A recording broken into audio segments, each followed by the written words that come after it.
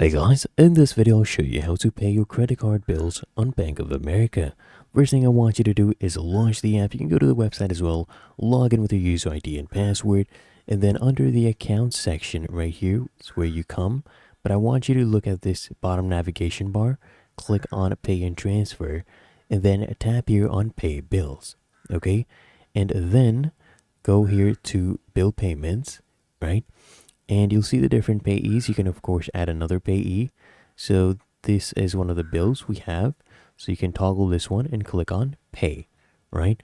And of course, this one is already set up. You can of course change this from which account you'll be paying, the amount, the frequency, right? When it will be delivered by, as you can see for that bill.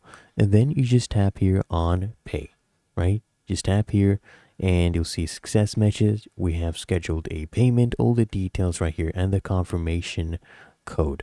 Okay, you can tap on done. Really that easy. If you found this helpful, make sure you smash that like button and subscribe to Quick Fix.